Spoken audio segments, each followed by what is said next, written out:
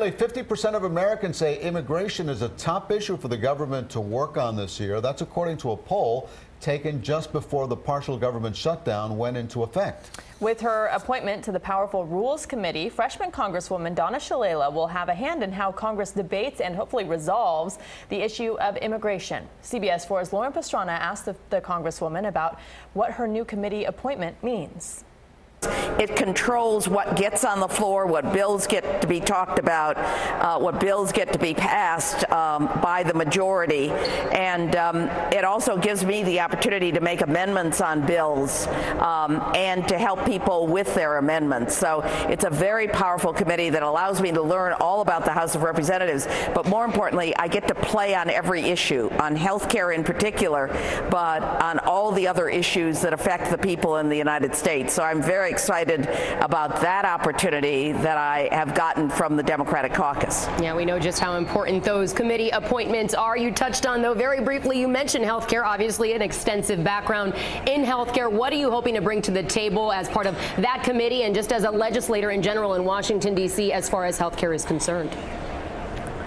Well, we have 100,000 people in South Florida who actually are getting their care through the Affordable Care Act. We need to make that act even stronger. We need to get into the court case that's trying to take away coverage for pre-existing conditions, and we need to do something about drug costs in this country. So there are a number of things we need to do, and I expect to be involved in each one of those pieces of legislation that will be working on in the next couple of months. How do you plan to advocate for the very diverse group of people who live here in your district, particularly those from South America, perhaps the people from Nicaragua trying to extend their temporary protected status, or maybe those from Venezuela looking for a little help themselves? How do you plan to advocate for them in Washington? Well, I made it clear during the campaign that we want to extend TPS for those who are currently on TPS and add the Venezuelans, and I'm particularly concerned also about the Nicaraguans as well. And I've already indicated to the chairman of the Judiciary Committee that I want to come talk to him and his staff about extending TPS. We'll be working on those bills, and of course everyone in South Florida is concerned about the DACA kids.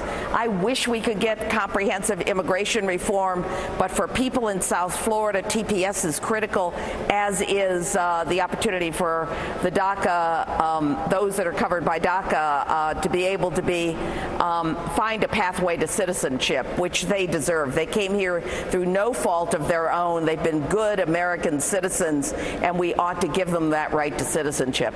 You are filling the seat now vacated by Republican Congresswoman Ileana Ros-Lehtinen, a seat she held for many, many, many years. She's been known for reaching across the aisle. Before you took office, did she reach across the aisle to you and give you any tips on what you need to know to deal with the inner workings of Washington? She did, and she gave me a Cuban coffee pot to make sure that I continued her tradition of serving Cuban coffee. So anyone that comes to visit will have Cuban coffee available, particularly at 3:05 every day. That will be our signature contribution to visitors.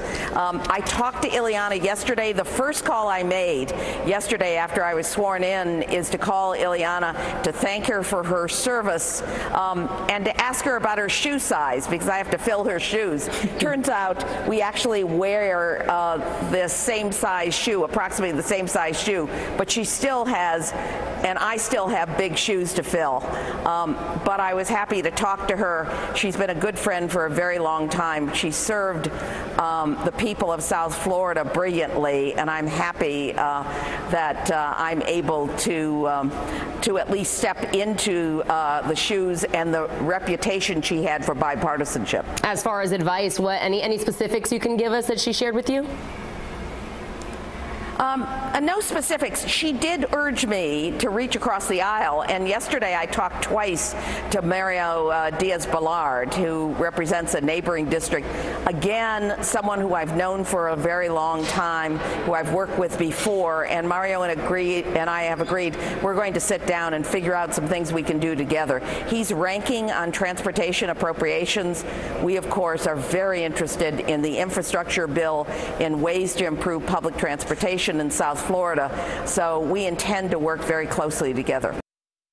And you can watch more of the interview with Congresswoman Shalala this Sunday on Facing South Florida. Lauren Pastrana is filling in for Jim DeFede this week, and she also speaks with Lieutenant Governor-elect Jeanette Nunez ahead of the inauguration next week. Facing South Florida airs right here on CBS 4 at 8:30 a.m.